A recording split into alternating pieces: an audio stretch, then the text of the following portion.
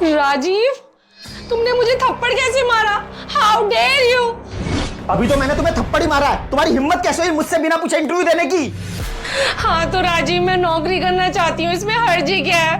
पर तुमने मेरे पर हाथ कैसे उठाया?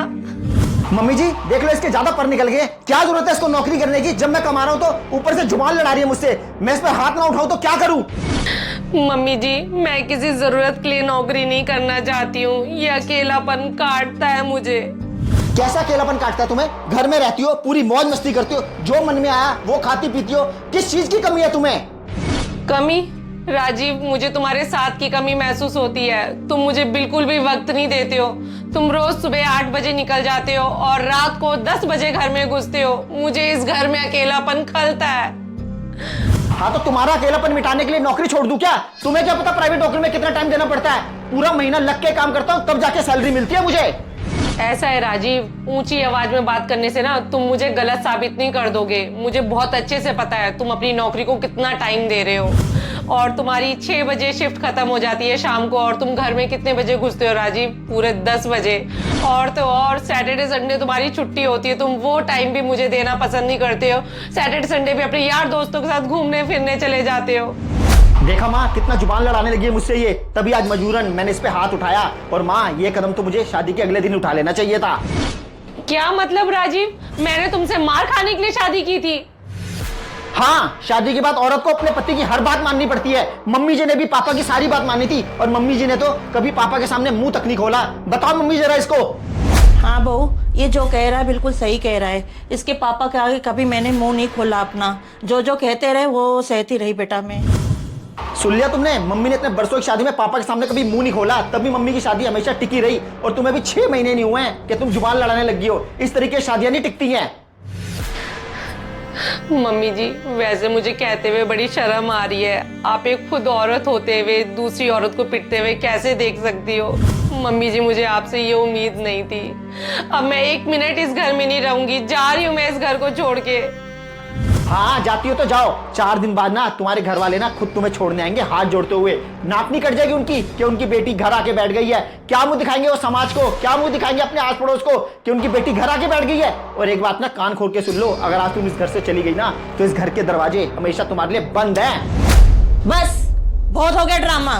बहू तू जा अपने घर, तू यहाँ रहेगी नहीं अब सुन लिया तुमने? माँ बिल्कुल ठीक कह रही है। अब तुम्हें अपने घर जाना है ना तो तुम जा सकती हो। मम्मी जी, मुझे आपसे ये उम्मीद नहीं थी। आज राजीव ने पहली बार मुझ पे हाथ उठाया है और आप राजीव का साथ दे रहे हो और मुझे कह रहे हो कि मैं इस घर से चली जाऊं, और मुझे रोक भी नहीं रहे हो। हाँ बहू, मैं बिल्कुल ठीक कह रही हूँ। तुझे एक पल भी यहाँ पे नहीं रहना चाहिए। अगर मेरी बेटी भी होती ना इसी जगह, मैं भी उसे यही सलाह देती कि तुझे यहाँ नहीं रहना है। बहू, जो मेरे साथ हुआ ना, मैं ये नहीं चाहती कि बेटा कि तेरे साथ में भी वो हो। मम्मी जी, आपके साथ ऐसा क्या हुआ है? इसके पापा।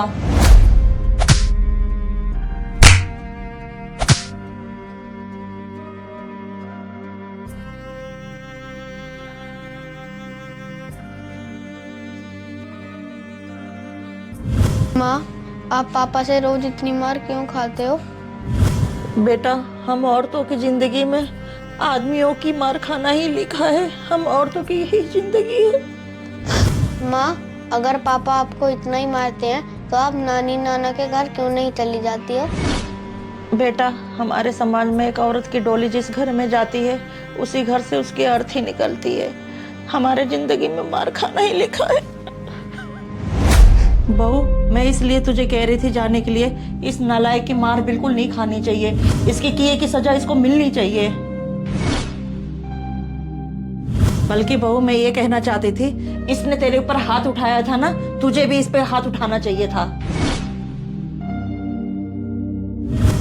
राजी, तू सच बता बेटा, तेरे पापा मुझे मारते थे, तुझे कैसा लगता था?